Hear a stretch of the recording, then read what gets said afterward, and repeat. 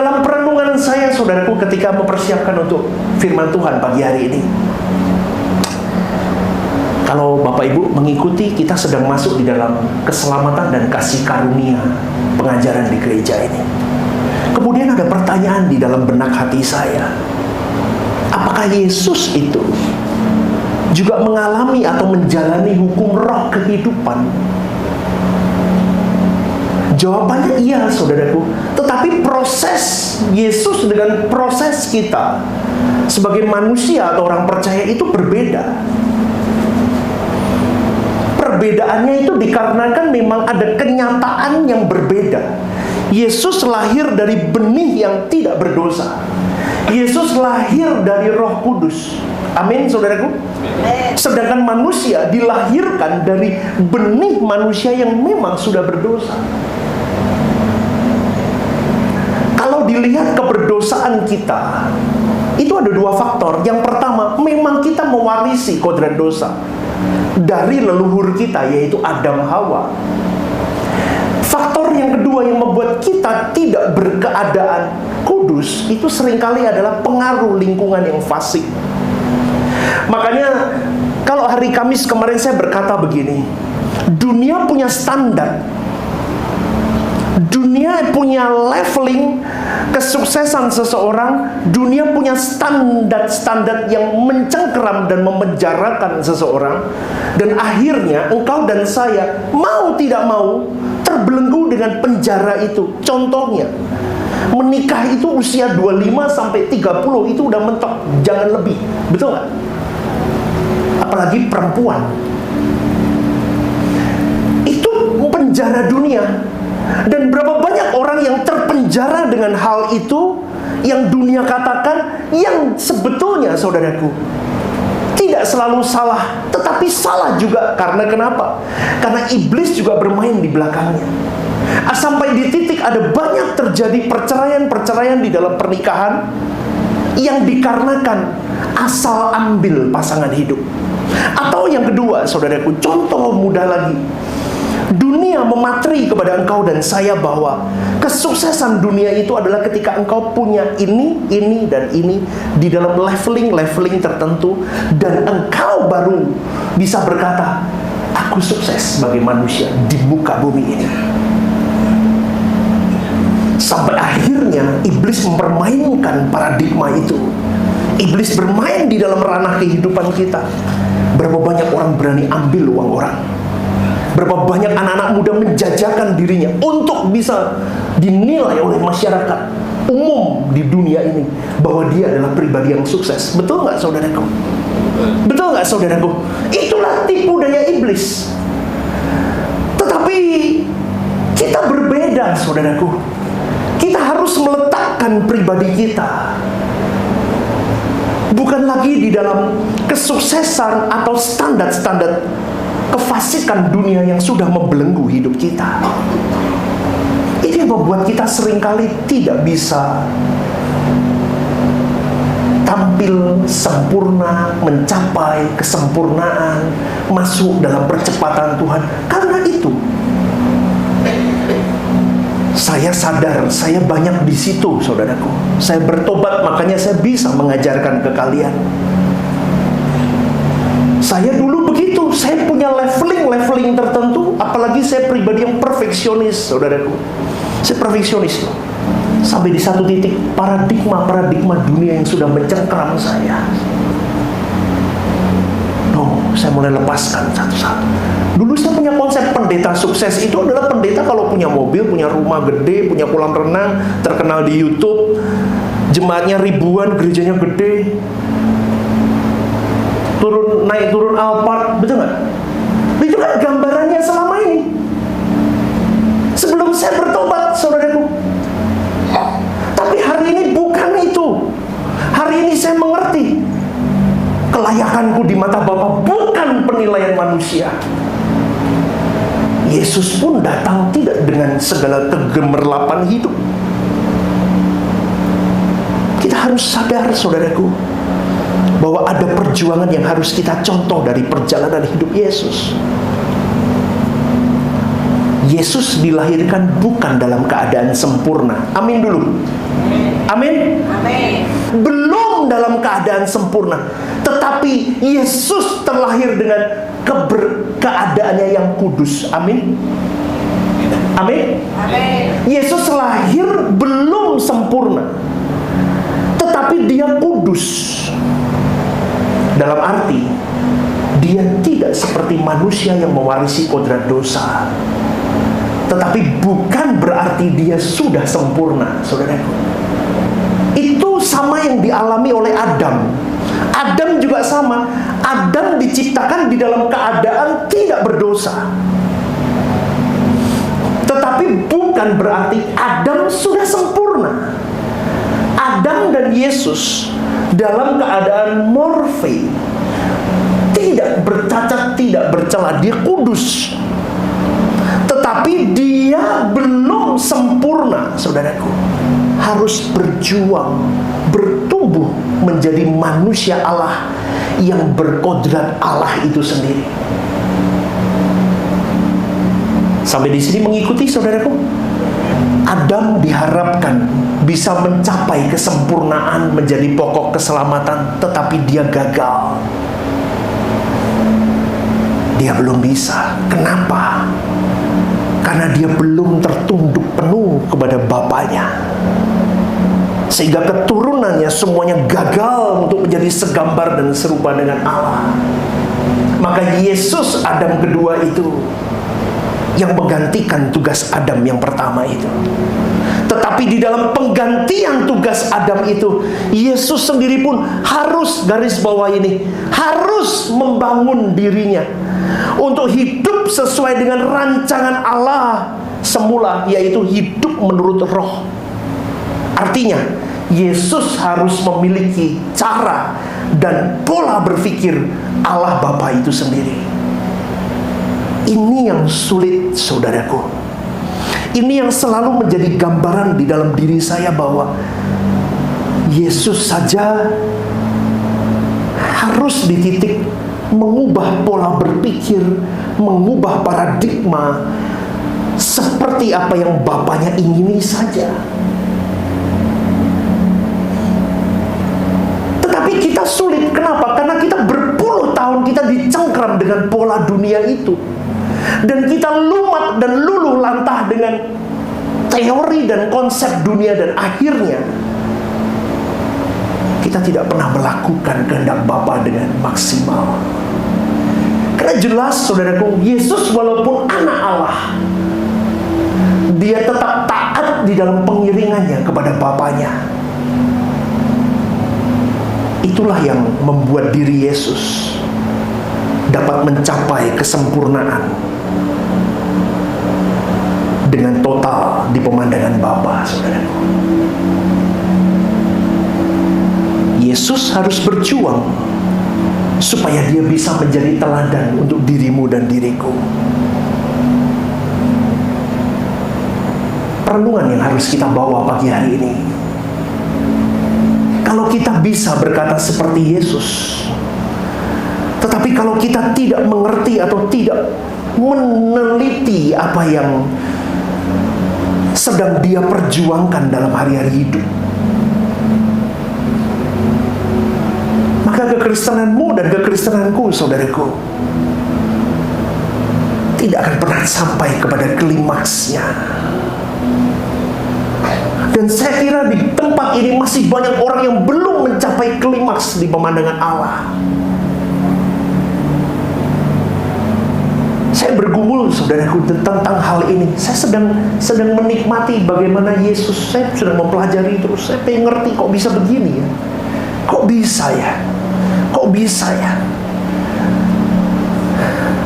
Engkau dan saya itu tidak lagi dari nol perjuangannya. Kita minus, saudaraku. Yesus dan Adam start dari nol. Kita itu minus. Tetapi perjuangan minus kita itu sudah dibayar oleh darah Yesus. Kita sudah di titik nol sekarang. Paham nggak sampai di sini? Adam dan Yesus itu di titik nol. Ini perjuangan sampai di sana. Sempurna di situ.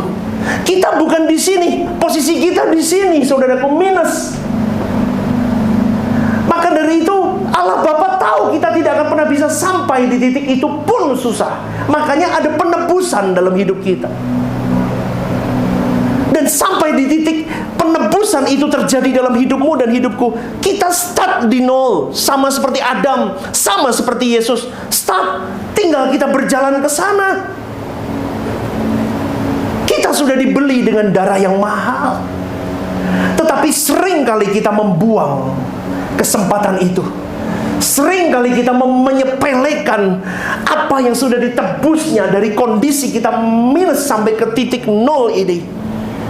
Itu seakan-akan tidak berharga, tetapi hidup kita lebih fokus kepada gemerlapnya dunia. Gereja seharusnya membawa orang-orang di dalamnya memahami akan keberadaan posisi before, now, and after.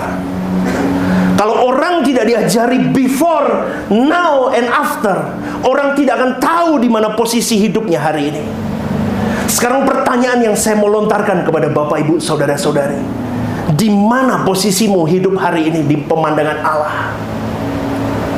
Di mana posisimu? Adakah engkau masih diam di titik nol? Adakah engkau berjuang sudah sampai di titik mana? Karena hidupmu, saudaraku, kalau mau sampai di keadaan sempurna, mau tidak mau, engkau harus hidup di dalam pimpinan roh itu sendiri.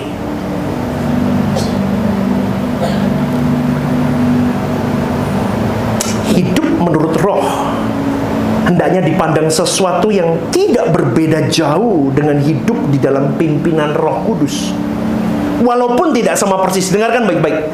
Hidup menurut roh hendaknya dipandang sebagai sesuatu yang tidak berbeda jauh dengan hidup di dalam pimpinan Roh Kudus.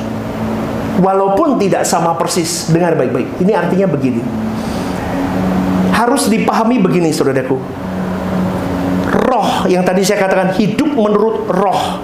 Roh di sini ini menunjuk kepada hasrat di dalam dirimu atau gairah yang berasal dari Roh Kudus itu sendiri.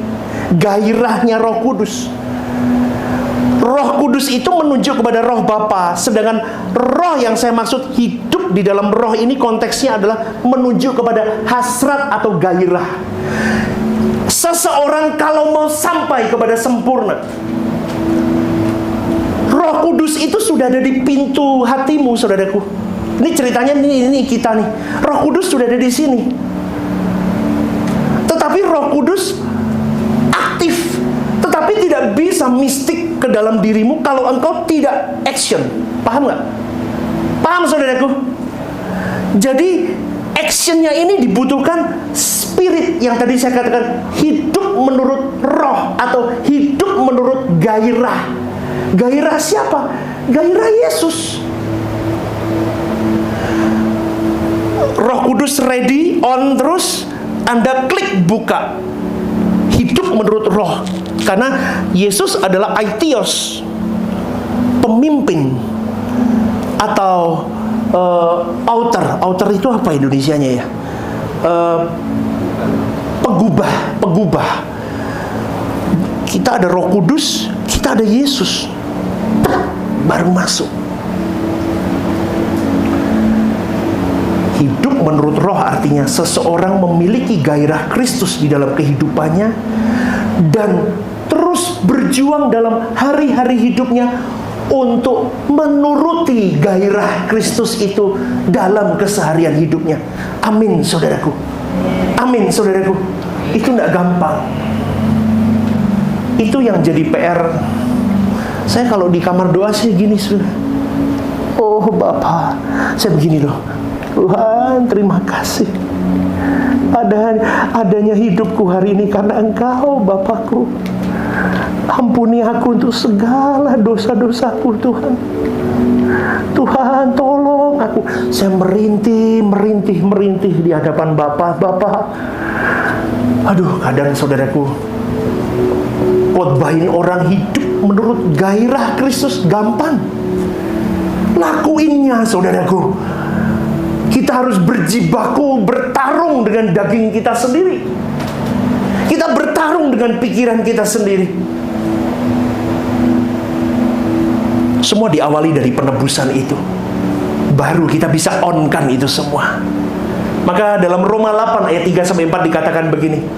Sebab apa yang tidak mungkin dilakukan hukum Taurat karena tak berdaya oleh daging, telah dilakukan oleh Allah dengan jalan mengutus anaknya sendiri dalam daging, yang serupa dengan daging, yang dikuasai dosa karena dosa. Ia telah menjatuhkan hukuman atas dosa di dalam daging, supaya tuntutan hukum Taurat digenapi di dalam kita, yang tidak hidup menurut daging, tetapi menurut roh. Ini baru langkah awal loh, saudaraku, yang dilakukan Tuhan tanpa peran kita dengan cara penebusan itu. Tetapi selanjutnya, orang yang sudah ditebus harus terus meninggalkan cara hidup mereka yang sia-sia, yang diwarisi oleh nenek moyangnya. Dia harus hidup menurut roh dan tidak boleh lagi hidup menurut daging atau kesenangan dirinya. Maka dari itu, pagi hari ini bukanlah sebuah wacana atau bukanlah hanya sebuah impian. Kalau kita bisa hidup seperti Kristus itu hidup dan menyenangkan perasaan Bapaknya. Karena kita sama-sama stuck di awal yang sama dengan Yesus dan Adam. Tetapi ending cerita hidup kita itu tergantung kita bagaimana kita mau melukiskan hari-hari hidup kita. Saya membuat renungan besok, kalau nggak salah ya, besok atau lusa. Saya ngomong begini, saudaraku. Suatu hari nanti lukisan hidupmu dan lukisan hidupku akan dipajang di kerajaan Allah. Kalau lukisan itu memang indah. Ini perjuangan kita. Maka jangan izinkan kuasa gelap, jangan izinkan tangan-tangan lain melukis hidupmu dan hidupku, saudaraku. Karena tidak bisa dipungkiri, keinginan daging itu lebih besar dari apapun yang bisa menyandra diri. Paling ringan di dalam hati, kau pikirkan begini, saudaraku.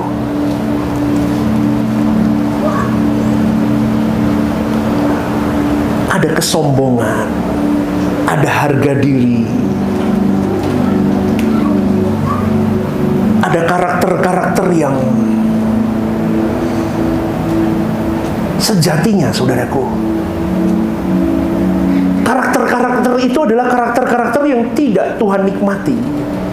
Itu masih membelenggu hidup kita, dan kita merasa kita baik-baik saja. Itu karakter-karakter yang seharusnya kalau engkau hidup menurut roh, di dalam kepekaan, di dalam kawasan Tuhan, itu sudah tidak bisa lagi, saudaraku. Saya kadang secara tidak langsung percuma ngomong sama si A, percuma deh, itu saya sedang ngejudge seorang. Kepekaan itu sudah mulai muncul ketika saya terus berjuang masuk di kawasan Tuhan. Hari-hari, saudaraku, meleset saya kembali lagi, meleset saya kembali lagi. Kadang saya tidak ada maksud apa, saya cuma mau ngasih tahu orang ini nggak bener nih, hati-hati, karena dia sahabat saya kasih tahu. Tapi Tuhan nggak mau. Banyak, saudaraku, saya punya banyak hal dalam diri saya yang Tuhan belajar untuk kikis. Asumsi, pikiran negatif, harga diri. Itu kalau kamu masuk di kawasan Tuhan, Anda masuk di kawasan Tuhan, hidup di dalam pimpinan Roh Kristus, itu kayak dikupasin satu-satu, saudaraku. Dan kalau engkau tidak mau dikupas satu-satu, memang tidak nyaman. Lu gini tok kok salah tuh Tuhan, gini tok kok enggak, sedikit aja, halus saja meleset. Tapi tanpa kita sadari, saudaraku. Jadi pagi hari ini renungan yang saya berikan adalah tujuannya adalah supaya engkau dan saya membangkitkan gairah. Membangkitkan gairah hasrat. Roh itu diaktifkan dalam diri kita. Benar-benar gumulkan, adakah Spirit Yesus dalam diriku. Kadang orang telepon saya marah-marah gitu. Saudaraku, saya kadang, kalau zaman dulu saya itu belum bertobat, bahasa Jawanya mak perempeng, tau. Itu Indonesianya apa ya? Mak perempeng itu apa ya? Indonesia brut gitu, langsung brut. Telinga saya merah, mata saya merah, sebutrek, buk. Orang nopo-nopo ngamuk-ngamuk, be aku ki ngopo ceritanya? Kan begitu kan? Tak gini, bruk. Saudaraku, itu yang sedang saya latih.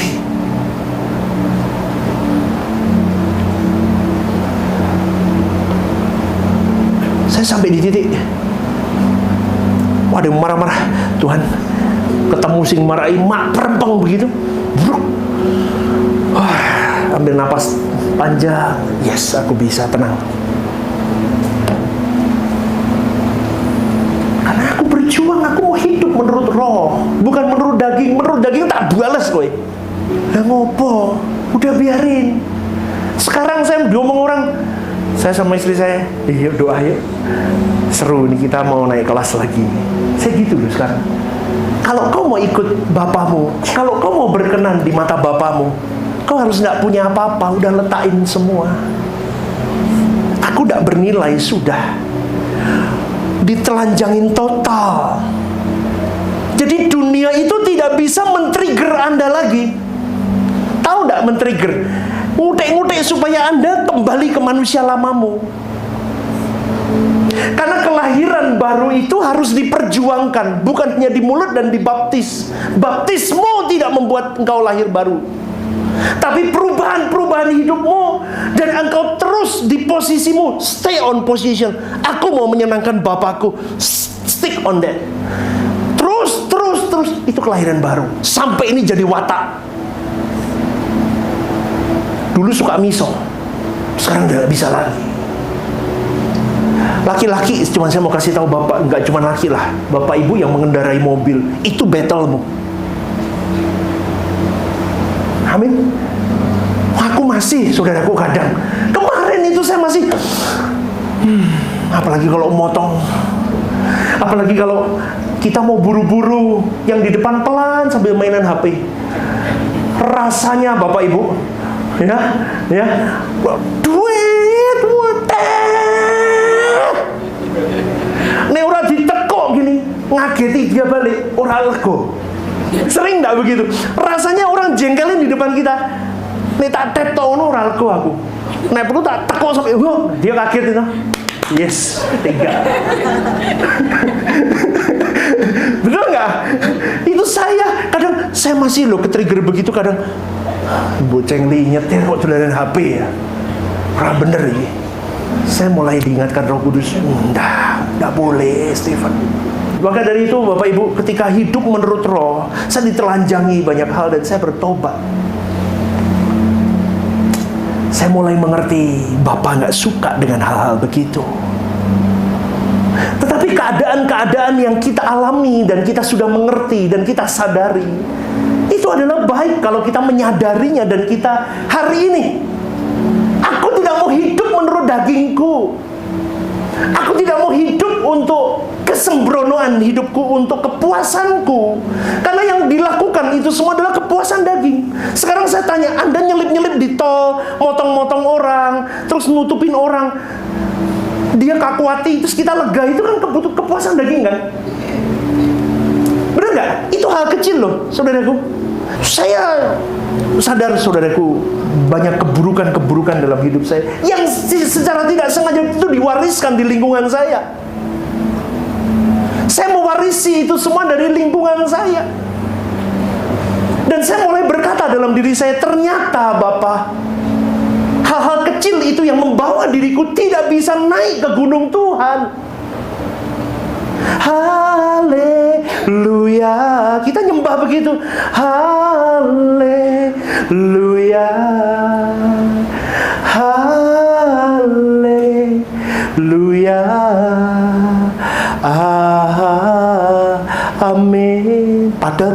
tinggal ke tukang parkir, nyanyi haleluya. Terus Anda berkata, kok aku nggak naik-naik menyentuh Tuhan? Lah dia mau menyentuh, engkau tidak berubah. Bapak Ibu, orang mau ke gunung Tuhan harus sendiri. Amin. Orang ke gunung Tuhan itu harus alone. Orang mau mencapai klimaks di mata Tuhan harus lonely. Dulu tahun lalu saya belum bisa berkata begini karena saya merasa ditinggalkan. Sekarang saya berkata tinggalkan semua. I'm alone. Memang seharusnya I'm alone untuk mencapai klimaks Tuhan. Kau dan saya sama. Kau harus berani tinggalkan apapun, siapapun yang memang tidak membawamu bisa melangkahkan kaki ke gunung Tuhan. Hari ini berani nggak kau berkata, aku mau hidup menurut roh. Roh itu berkata, aku harus benar-benar bersih. Aku harus benar-benar menyingkirkan semua benalu, akar-akar apapun yang merintangi kakiku untuk menuju ke gunung Tuhan. Berani nggak kau berkata, aku tinggalkan komunitas-komunitas yang memang mengganggu aku melangkah.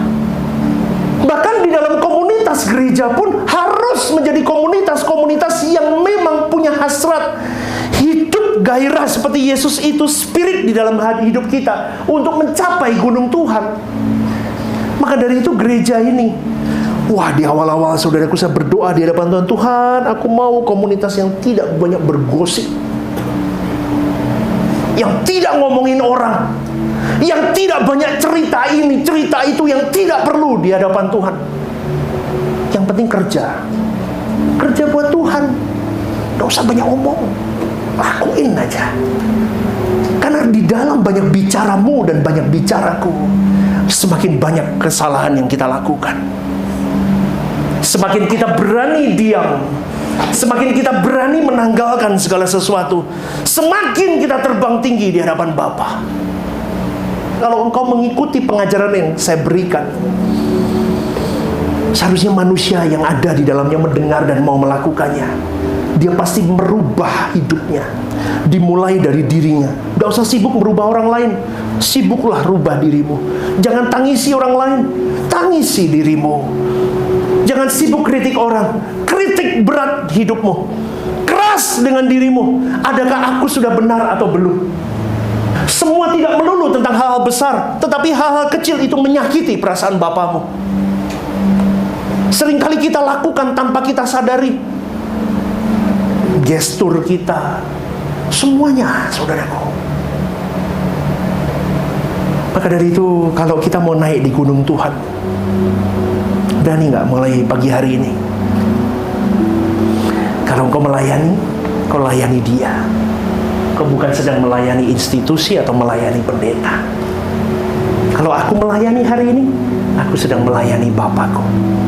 Kalau aku bekerja hari ini, aku bekerja untuk kesenangan Bapakku. Kalau aku bekerja untuk kesenangan Bapakku, Bapakku akan memberkati aku sesuai porsiku. Keluargaku, aku lakukan yang terbaik. Aku menjadi papa yang baik untuk anak-anakku. Aku menjadi suami yang baik untuk istriku. Dan Tuhan akan memberkati porsi yang tepat untuk keluargaku. Jangan minta apapun, kecuali minta engkau bisa terus berkenan di hadapan Tuhan. Asik loh saudaraku, ikut Tuhan itu. Saya ngomong begini ya, saudaraku, jangan minta apapun. Papa, aku minta kesembuhan, aku minta rumah baru, aku minta, tidak salah, tapi tidak perlu. Karena Tuhan tahu porsimu. Tak kasih rumah baru di Jalan Pandanaran, ra iso bayar IMB-nya, saudaraku.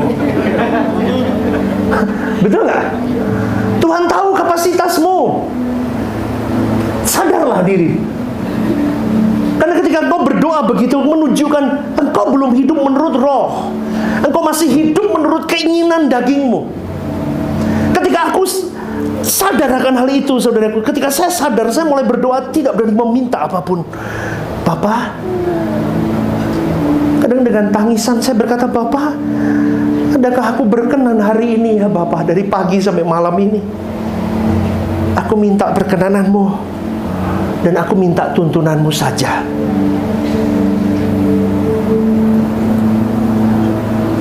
Itu kedewasaan, saudaraku. Pagi hari ini, siapa yang mau berjuang menghidupkan gairah Yesus di dalam hidupmu? Angkat tanganmu. Bapak, kau lihat tangan-tangan yang terangkat itu. Roh Kudus, mampukan kami. Kami manusia yang penuh dengan kesalahan dan kesalahan yang kadang kebodohan-kebodohan itu kami lakukan sendiri. Tapi pagi hari ini, Bapak, kami mau mengikuti teladan hidup kami Yesus. Kami mau hidup berjuang dari titik nol ini. Kami mau berjuang menyenangkan perasaan Bapa. Tolong kami, Tuhan, tolong kami.